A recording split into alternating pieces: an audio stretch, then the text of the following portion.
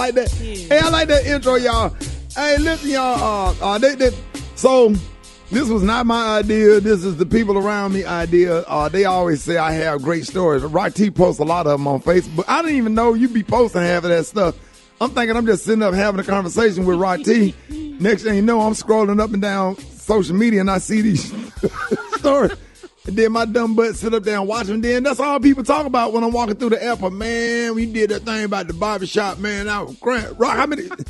Anyway, how many more of those you have left? I got a couple of them. I may drop one this morning. The Barbershop Chronicles. Yeah.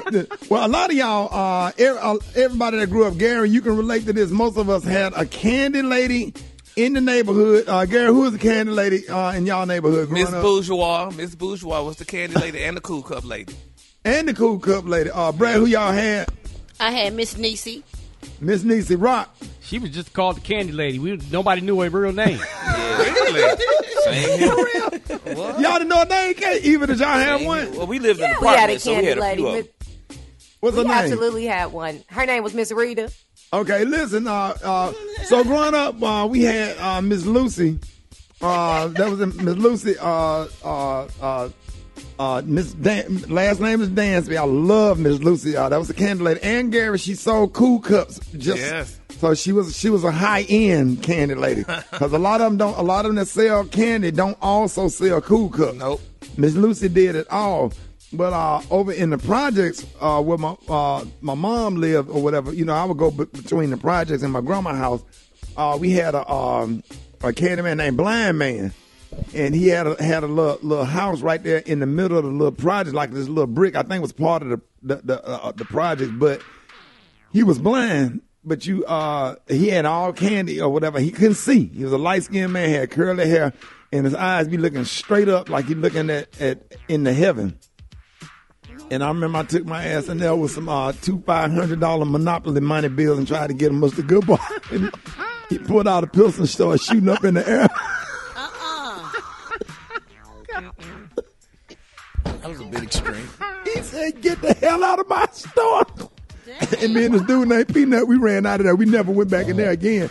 But did anybody have a shotgun house? Anybody know what a shotgun house is? Oh, yeah, straight back. Straight houses, yeah. Straight back. Okay, so what about a shot house? Anybody know what a shot house is? I don't. That's No. when you go Okay, get- Brett, that's a shot house. A shot house is some old lady in your neighborhood that sells shots. So my grandma used to go Like liquor? Yeah. They would go. They would go to the ABC store and buy their liquor wholesale, or go to the base and get the liquor wholesale, and then they would have it in their house. Now it's illegal; you can't do that, but they did it anyway. And my grandma's friend Miss Ophelia used to sell shots and stuff. So you go over shot house. Remember when Harlem Nights came on when the little boy and all them old folks was in there gambling and smoking and playing cards? Yeah. That was me. I that's why I love that movie so much, because I can really relate to that kid. So you go over there, you don't supposed to be in there, and somebody's smoking a cigarette, coming to the door, looking down at you, talking, who you is, who you came to see, what you do, like you don't supposed to be there. And I was a bold little boy, like I'm here to walk my grandmama home, because my grandma went around Miss Ophelia house, who had a shot house. And she would take shots, and she would get drunk every now and then. So Miss Ophelia used to call me. I said, "Hello, come around here and walk your grandmama home." I said, "Yes, ma'am." So as like a little 7, 8-year-old kid, I had to cut through an alley and walk down the next street. And then I go over there, and my grandma be sitting over there in a chair. Man, my grandma, she loved the Lord, and she went to church, but she got a little drink on every now and then, especially around the summertime. And Miss Ophelia, Mr. Rabbit, Mr. Rabbit brother, we called him Long Hair Bob. All of them, he had a long rock. What? Rock. My grandma friend, Mr. Rabbit, had a brother named Mr. Bob, but you couldn't call him. Call him Long Hair Bob. His head was really long. I don't know what's wrong with it. Yeah, but when he died, they couldn't close his. Anyway, let's.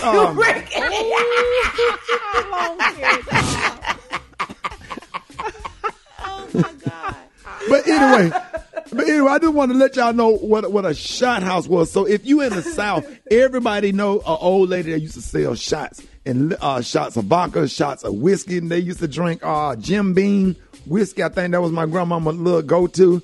and they used to drink a little bit of gin or whatever. And I used to have to walk my grandma home. And one time my grandmama fell off in a ditch, and we had to cross because it had been raining, so the little ditch had filled up.